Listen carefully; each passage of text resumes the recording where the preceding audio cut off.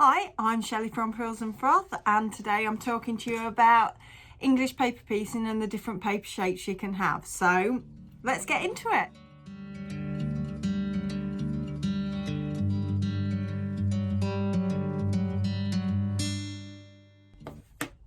Hi, if you're not familiar with English paper piecing, it's one of the oldest forms of quilting that you can get.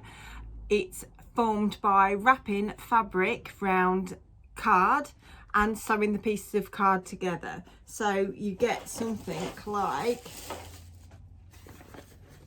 this, and you can see from the back you can see all the cards in, because I haven't taken the card out of this one yet. So this is what I mean by English paper piecing. So each one of these is a different shape, covered, a different paper shape, covered with fabric, and that's what I'm going to talk to you about today, the paper pieces.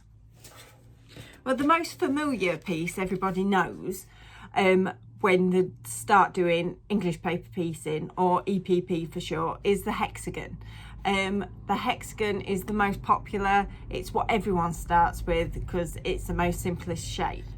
Your measurements for your English paper piecing pieces, as it were, are measured from corner to corner. It's your straight edge here. So whatever shape you've got, the measurement is always one of the edges. So this one is a 1.5 inch hexagon, and it tends to be measured in inches.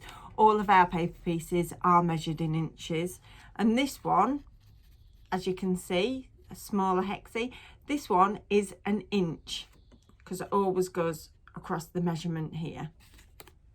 So there's so many different shapes. Like I said, most people start with the hexagon, and when you're picking a paper piece, that's a mouthful, sorry, you want it to have some flexibility in it. All ours are made out of thin card, so it's still got the flex in it, but it holds its shape. I mean, you can make your own.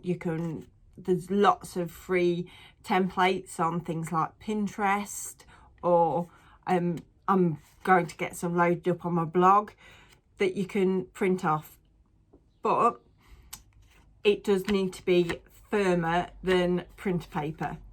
So that's my advice. But you can get them in freezer paper, so you can reuse them. There's lots of different methods that people use, so for those.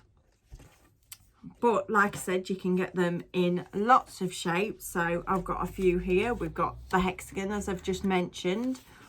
Octagon is the 8-sided shape. We've got the trusty square. Not many people I've seen, or myself in general, use squares, but they are really good as using as blocks to fill in your different gaps when you're using different shapes. You've got your jewel shape, diamond, triangle, and pentagon. This is, I mean, there's lots more shapes. I mean, can you remember when you was at school and you did that lesson in maths when you was younger, where you got lots of shapes and tessellated them together? Perhaps they don't do that nowadays, but when I was young, they did. So basically, if it tessellates, you can sew it together. So on here, on this one, True Blue Peter style, this is one I made earlier. This is all hexagons just sewn together to create this cushion front.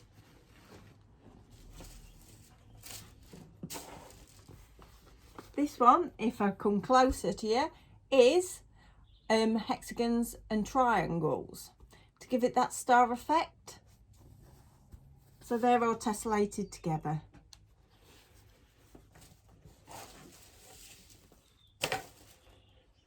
And on this one, we've got the elongated hexagons, which then this one I've appliqued onto the backing, whereas these other ones I did the full block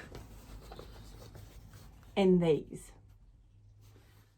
There's different methods of basting your English paper pieces with your fabric, and I've explained these in a different video, and there will be more videos coming up of me describing how to do that, doing the sewing basting method or the gluing basting method. But that's basically your introduction to your English paper piecing pieces. So if you've enjoyed this and want to find out more about English paper piecing, give me a thumbs up, subscribe, and I will see you in my next video. Thanks ever so much. See you soon. Bye.